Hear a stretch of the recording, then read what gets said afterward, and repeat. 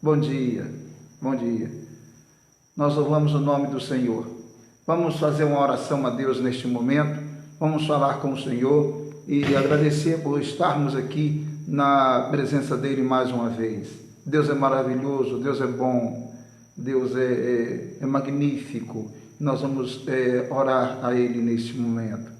Deus, em nome de Jesus, eu quero colocar em Tuas mãos cada irmão, ó Deus, que está chegando para essa live. Toma em Tuas mãos, ó Deus. Quero colocar em Tuas mãos a Tua igreja na face da terra. Colocar em Tuas mãos a Tua igreja no Brasil. A Tua igreja, a primeira igreja batista em São João do Paraíso. A Tua igreja em São João do Paraíso. A Tua igreja em Cambuci. A Tua igreja em Itaperuna. A Tua igreja em todo o estado do Rio de Janeiro e em todo o Brasil. Toma em Tuas mãos, ó Deus. Tu és maravilhoso, Tu és bondoso. Nos dê aqui um momento na Tua presença, Senhor. Um momento de leitura bíblica, um momento, ó Deus, de meditação, um momento de oração. Em nome de Cristo, abençoe cada irmão, cada irmã, em nome do Senhor Jesus Cristo. Abençoe o amigo que está acompanhando também. Deus abençoe a todos em nome de Jesus. Amém. Amém. Deus nos abençoe. Bom, nós vamos fazer a leitura. Hoje o título do nosso devocional Não existe evangelho sem misericórdia. Não existe evangelho sem misericórdia, tá? Então nós vamos fazer a leitura do livro de Mateus, do 10 ao 13. Livro de Mateus, né, o evangelho, né? De Mateus, capítulo 9, do 10 ao 13. Essa será a nossa leitura, tá? Não existe evangelho sem misericórdia, tá? Ana Maria está aí, Deus abençoe. Rosângela Inácio está aí, Deus abençoe. Enilza também já chegou, Deus abençoe. Deus abençoe todos os irmãos que estão aí, Deus abençoe. É isso aí. Vamos lá então a leitura, Mateus capítulo 9, do verso 10 ao verso 13. Diz assim a palavra de Deus: E sucedeu que, estando ele em casa, à mesa, muitos publicanos e pecadores vieram e tomaram lugares com Jesus e seus discípulos. Ora, vendo isto, os fariseus perguntavam aos discípulos: Por que come o vosso mestre com os publicanos e pecadores? Mas Jesus, ouvindo, disse: Os sãos não precisam de médico, e sim os doentes. Ide, porém, e aprendei o que significa misericórdia quero, e não holocaustos, pois não vim chamar justos, e sim pecadores ao arrependimento. Esse é o texto. Jesus aqui, ele está em Cafarnaum e ele acabara de curar um homem de uma forma extraordinária, né? Aliás, é o que ele fazia, era o ministério dele, né? Ele fazia, ele curava, fazia parte da vida dele, como também deve fazer parte da vida da igreja, orar pelas pessoas, né? Invocar a Deus, né? Para abençoar as pessoas. Diz o texto: E sucedeu que, estando ele em casa, ou seja, na casa de Mateus, que também ele acabara de abençoar com a salvação, teve um encontro com Mateus, né? Também chamado Levi, e então ele foi para a casa de Mateus, pelo que dá a entender no texto. Então, muitos publicanos e pecadores, diz o texto que muitos publicanos e pecadores. O texto, o autor parece diferenciar, de acordo com o que acontecia naquele contexto, os publicanos era tipo uma classe especial de pecadores. É o que dá a entender, porque o texto coloca muitos publicanos e pecadores. Então dá a entender que os publicanos eram tratados como que pecadores, né? Que faziam parte de uma classe especial de pecadores, tá? Pelo que dá a entender. Eles eram considerados pecadores pelos judeus. Os judeus odiavam os publicanos, porque os publicanos cobravam impostos, né, dos judeus para o Império Romano, tá? Então tá aí esse ódio todo. É como se no Brasil tivéssemos alguém de um poder estrangeiro cobrando impostos para beneficiar o poder estrangeiro e não, no caso, aqueles que são de fato brasileiros. Mais ou menos assim. O que quer dizer que o Império Romano, que dominava tantos reinos na época e dominava, claro, a Judéia, os judeus, Judéia, Galiléia, aquela área toda ali de Israel, o Império Romano dominava, e tinha os coletores de impostos, os publicanos, né, que cobravam impostos, claro, para manter, para sustentar todo o Império Romano. Essa é a ideia. Bom, então esses publicanos e pecadores sentaram à mesa com Jesus Cristo, né? Sentaram à mesa com o Salvador. É isso que o texto diz. Então sentaram à mesa, né, com Jesus Cristo. Mas aí chegam os fariseus e não gostaram disso, né? Diz o texto: ora, vendo isto, os fariseus perguntavam aos discípulos: por que come o vosso mestre com os publicanos e pecadores? Está vendo? Publicano e pecadores, né? Por que come o mestre com esse pessoal? Com esse pessoal aí, esses pecadores, né? Por que ele se mistura com essas pessoas, né? Sérgio também chegando aí, Freitas, Deus abençoe, Elizabeth, Deus abençoe. Então, os fariseus perguntavam por que Jesus come com os pecadores, por que ele se mistura com os pecadores, nesse sentido, né, de estar à mesa com eles, comendo ali, tá? Então era uma crítica que os fariseus fizeram a Jesus, né, nessa postura de Jesus, de estar ali com os publicanos e pecadores, tá? Aí depois Jesus vai dizer, né? Mas Jesus, ouvindo, disse. Os fariseus não falaram com Jesus, os fariseus falaram com os discípulos. Assim como tem muita gente hoje que às vezes, em vez de se direcionar a pessoa especificamente, o que ele faz? Ele fala com outra pessoa, em vez de falar com a pessoa diretamente. Então aqui no caso, mas a intenção é atingir Jesus Cristo. Eles falaram com os discípulos, mas eles queriam atingir Jesus Cristo, uma crítica a Jesus, né? E Jesus então responde, ouvindo, né? Jesus ouviu, claro, né? Deus, né? Jesus, né? Ouvindo, disse: os sãos não precisam de médicos, e sim os doentes, tá? Então os sãos não precisam de médicos, e os doentes, né?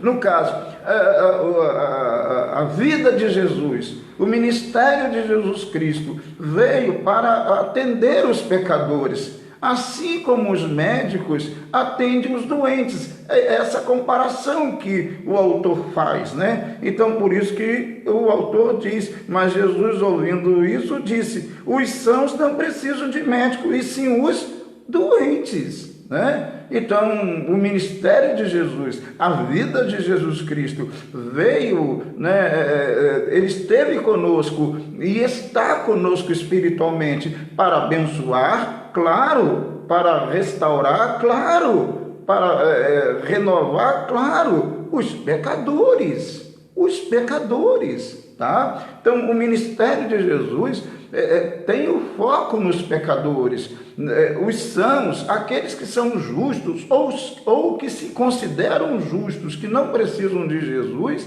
Então é claro que Jesus não tem como atingir essas pessoas, porque essas pessoas simplesmente não precisam de Jesus. Os sãos não precisam de médico, né? É igual agora, alguém não está doente, os médicos aí, nesse tempo de coronavírus, os médicos estão orientando, se você está bem, se você está legal, não está passando problema nenhum, assim, de saúde, não vá ao médico. Tá? Não vá ao hospital. Os médicos orientam. Por quê? Porque você está são, você está bem. Então, para que procurar um médico se tem tanta gente que, né, irá precisar, né? Quantos irão precisar aí de ir ao médico, de se tratar, de se cuidar, né? Porque eles estão doentes, eles precisam, né?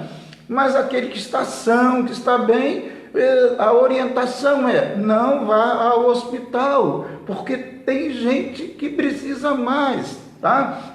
Deus abençoe aí na Yara chegando, Tiago Guerreiro, Deus abençoe. Então é isso daí, os sãos não precisam de médico. Ele está dizendo, Jesus está dizendo, aqueles que se acham justos, aqueles que se acham perfeitos, eles não precisam de médicos, e sim os doentes, aqueles que dizem para Jesus: Jesus, eu preciso de cura, Jesus, eu preciso de ajuda, Jesus, eu preciso ser liberto, Jesus, eu preciso ser salvo, Jesus, me ajuda, me socorre. É isso que Jesus está falando, né? Os sãos não precisam de médicos, né? Sim os doentes precisam de médico, né? Então, o verso 13, para a gente terminar a leitura daqui da Bíblia, diz: ide, porém, e aprendei o que significa. Jesus está dando uma lição para os fariseus, está falando para os fariseus, né? Ide, porém, e aprendei o que significa misericórdia quero, e não holocaustos ou sacrifícios, tá? Pois não vim chamar justo, e sim os pecadores ao arrependimento. Olha bem, ficou claro? Olha bem, ide, porém, aprendei o que significa o que Oséias falou lá no capítulo 6, verso 6, Oséias, o profeta, que profetizara contra os pecados de Israel, né? Porque os israelitas, lá no contexto de 750 a.C., eles não se preocupavam com o outro, eles não amavam as pessoas, né? Eles se preocupavam cada um consigo, egoístas. Então lá Oséias, Jesus está citando Oséias para falar que falou lá naquele tempo e falou no tempo dele mesmo, ou seja, lá no primeiro século da era cristã, fala agora a mesma coisa. Eu misericórdia quero. Eu quero misericórdia, eu quero compaixão de vocês. Não é questão de ficar criticando, de ficar falando, de ficar apontando o dedo. Eu quero misericórdia de vocês. Assim como Oséias lá em 750 a.C. profetizou contra os israelitas, de uma forma forte, ele disse a mesma coisa. Jesus está citando o que Oséias disse: aprendam isso. Eu quero misericórdia. Eu quero que vocês tenham misericórdia. Eu não quero uma religiosidade falsa, não. Eu quero que vocês amem verdadeiramente. É isso que ele está dizendo: misericórdia quero, e não holocausto. Esse ritual não adianta nada. Não adianta nada os rituais se eu não amo, se eu não tenho misericórdia. É isso que ele está dizendo: misericórdia quero e não holocausto, pois não vim chamar justos, e sim os pecadores ao arrependimento. É isso daí. Ele não veio chamar quem diz assim: eu não preciso de nada, eu não preciso de nada, eu sou bom o suficiente. Não, Jesus não veio chamar essas pessoas. Jesus veio chamar as pessoas que realmente querem mudança, querem serem curadas, libertas, salvas. Ele veio chamar gente assim, gente desse jeito. Entenderam? Agora eu vou ler o devocional, né, que eu tenho lido todas as manhãs aqui, e agora é o devocional 4. Não existe evangelho sem misericórdia. Diz assim: Olhar o sofrimento social e fazer algo para aliviá-lo deveria ser uma prática comum da Igreja de Cristo. Quer dizer, isso deveria ser comum da igreja, né? Olhar o sofrimento das pessoas, igual agora, no tempo do coronavírus. Nós temos que olhar, sim, o sofrimento das pessoas e procurar ajudar as pessoas. E, às vezes, agora, ajudar é se afastar fisicamente, mas ajudar de diversas maneiras, né? As pessoas. Aí diz aqui mais, a pregação das boas novas de salvação, a pregação das boas novas de salvação jamais deveria estar desassociada dos atos de compaixão, de misericórdias, inerente a verdadeiros cristãos, visto que tais comportamentos deveriam acompanhar automaticamente aos que anunciam o reino de Deus. O ato de misericórdia, a compaixão da igreja, deveria acompanhar a igreja automaticamente. Automaticamente, o fato de ser igreja já implica amar, já implica ter misericórdia, já implica ter compaixão, tá? Aqui diz mais, Cristo, o Rei do Reino, o autor do Evangelho deu exemplo de como os cristãos deveriam anunciar e viver nesta terra. Os que vivem, de fato, no reino de Deus, não dependem de nenhum cientista social contemporâneo para aprender a amar o próximo e praticar justiça. É verdade, nós, os cristãos, não dependemos de um cientista social, de um filósofo. Não, nós já temos o maior exemplo de compaixão e misericórdia, que é o próprio Cristo.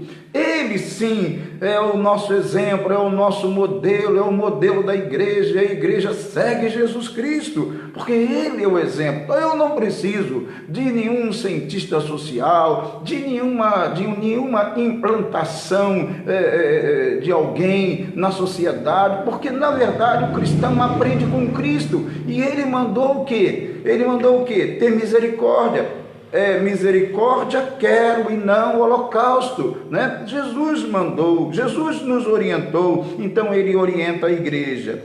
No quesito ser igreja, partamos de quem tem autoridade divina, exemplo ético, imoral, irreparável, incomparável, Cristo. Então, se eu tenho o maior exemplo é Jesus Cristo. Diz aqui, vou ler novamente, no quesito ser igreja, partamos de quem tem autoridade divina, exemplo ético, imoral, irreparável, incomparável, Cristo. Ele sim é o meu exemplo e eu sigo Jesus, Ele é o meu exemplo, tá?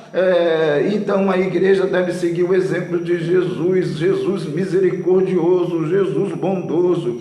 Agora, para terminar, diz assim, basta ler Cristo com sinceridade para entender que o genuíno evangelho é a pregação das sagradas escrituras em todas as suas dimensões teológicas e éticas possíveis e concomitantemente a ação social em todas as suas dimensões éticas e sociais possíveis. Ou seja, basta ler Cristo com sinceridade, tá? Eu leio Cristo com sinceridade. Ler Cristo é ler as Escrituras, ler o Evangelho, né? Com sinceridade, para compreender que todas as dimensões das Escrituras Sagradas, o que ela ensina, e praticar as coisas, a compaixão, a misericórdia. Traduzindo isso daí, então se eu tenho Cristo, se eu vivo Cristo, logo eu tenho compaixão, eu devo ter compaixão, eu devo ter misericórdia, porque Ele foi o maior exemplo disso. O maior exemplo disso. Não existe evangelho sem misericórdia. Não tem como desassociar, né? O evangelho, a igreja de Cristo, que lê as Escrituras, automaticamente ela deve o quê? praticar, ter compaixão das pessoas. E nesses momentos que estamos passando de crise, nós convocamos a igreja, independente de denominação, para que se coloque diante de Deus, né, preparada, a igreja preparada para ajudar pessoas, para abençoar pessoas. Meu irmão, você está aqui, eu estou aqui para abençoarmos as pessoas. Como cristão, como cristã, né, você deve abençoar pessoas, ajudar pessoas, ter compaixão. Eu vou ler só esse versículo 13 aqui para fechar e nós vamos orar, né? Podem ir colocando as orações, os pedidos de orações, os irmãos podem colocar e eu vou tentar observar aqui e nós vamos orar ao Senhor. Diz assim, Jesus falando, os fariseus criticaram Jesus Cristo, criticaram Jesus, porque Jesus estava com publicanos e pecadores, né? Mas Jesus disse assim, ide, porém, e aprendei o que significa misericórdia quero, e não holocausto. Eu quero misericórdia, eu quero compaixão, eu não quero gente egoísta, né? Eu não quero gente que acha que é justa, eu quero gente que tem compaixão do outro, que tem compaixão das pessoas, que tem compaixão dos pecadores, porque assim deve ser a igreja, tá? Não existe evangelho sem misericórdia, não existe evangelho sem fazer o bem, não existe evangelho. Meu querido, minha querida, Deus abençoe sua vida, em nome de Jesus, em nome de Jesus. Vamos orar neste momento, vamos colocar diante de Deus. Elizabeth Nascimento está assistindo, Deus abençoe, Deus abençoe. Enilza, Deus abençoe, Enilza. Nós vamos orar neste momento e colocar mais uma vez a sua vida, a sua família nas mãos de Deus, né? A igreja de Cristo nas mãos de Deus, espalhadas por esse Brasil, por esse mundo, né? Nós vamos colocar diante de Deus neste momento. Eu quero que você pode deixar o seu pedido aí na página, você pode colocar o seu pedido que depois eu passo e sempre eu dou um like lá e eu vou orando pelas pessoas, tá bom, querido? Em nome de Jesus, pode colocar lá o seu pedido, deixar o seu pedido aí, que nós vamos, eu vou orando e vou colocando nas mãos de Deus. Ah lá, peço, Renata Maria está pedindo oração por meus pais idosos. Vamos orar pelos pais da Renata Martins, né? Vamos pedir a Deus para abençoar, em nome de Jesus, os pais dela são idosos. Esse é um momento complicado, difícil, nós sabemos disso, mas Deus há de abençoar os seus pais, Renato, em nome de Jesus, tá? Em nome de Jesus. Nós vamos então, oração pela família, pelo mundo, isso aí, vamos orar, irmã Rosângela, né? Vamos orar pela sua família, pelo mundo, Deus abençoe. Vamos orar, Enilza, pela Sofia, isso, Deus abençoe. Vamos orar então, em nome de Jesus. Abaixa a tua cabeça agora, onde você estiver, e vamos falar com o Senhor. Meu Deus, em nome de Cristo nós nos colocamos neste momento. Eu quero colocar em tuas mãos os pais da Renata. Quero te pedir que tu abençoe em nome de Jesus. Eles são idosos, eles precisam de ti, e eu quero colocá-los em tuas mãos. Proteja-os neste momento, por favor, em nome de Jesus. Quero colocar mais uma vez, ó Deus, a Sofia em tuas mãos. Quero colocar a vida daquela criança em tuas santas mãos. Te peço, ó Deus, que abençoe, ó Deus, a Enilza, o Jailton, a Viviane, o Felipe. Abençoe toda a família. Abençoe as famílias que estão agora comigo orando. Todas as famílias, os seus pedidos. Eu quero colocar em tuas santas mãos, Senhor. Deus, em nome de Jesus, estenda a tua mão para abençoar cada família. Eu quero colocar a tua igreja, quero colocar a primeira igreja batista em São João do Paraíso, eu quero colocar a igreja em São João do Paraíso, independente da denominação, essas coisas que os homens criaram, esses nomes. Deus, eu quero colocar a tua igreja em tuas mãos. Sim, ó Deus, o teu rebanho que tu conheces e sabe muito bem. Tome em tuas mãos, abençoe, ó Deus, a tua igreja no Brasil, no nosso estado do Rio, proteja a tua igreja, Deus guarde a tua igreja, em nome de Jesus. Eu te peço, ó Deus, pelo nosso país, meu Deus, dê, ó Deus, entendimento, dê bom senso às nossas autoridades, Senhor. Tome as nossas autoridades em tuas mãos, ó Deus. Que haja bom senso, que haja equilíbrio, que haja cuidado nestes momentos, Senhor, de crise, em nome de Jesus. Toma o Brasil em tuas mãos, proteja esse país, Senhor, em nome de Cristo.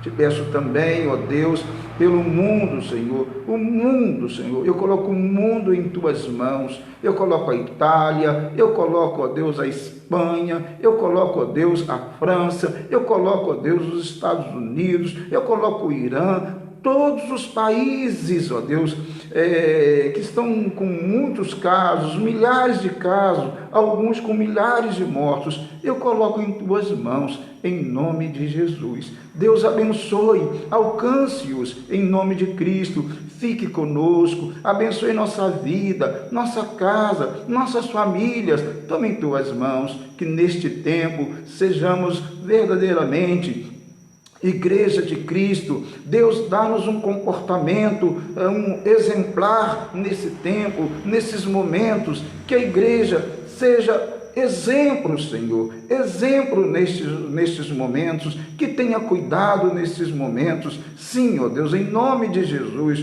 rogo por todos os teus servos que estão orando agora, todos os teus servos e servas que estão buscando tua presença agora, estenda a tua mão e abençoe em nome de Jesus, em nome de Jesus. Obrigado por este momento, louvado seja o teu nome, em nome de Cristo, amém e amém. Deus abençoe, meus irmãos. Deus abençoe, meus irmãos, em nome de Jesus, em nome de Jesus. Um grande abraço, em nome de Cristo. Tenham todos os cuidados, observem as recomendações das autoridades eclesiásticas também, em nome de Jesus. E Deus os abençoe. Amém. Deus abençoe.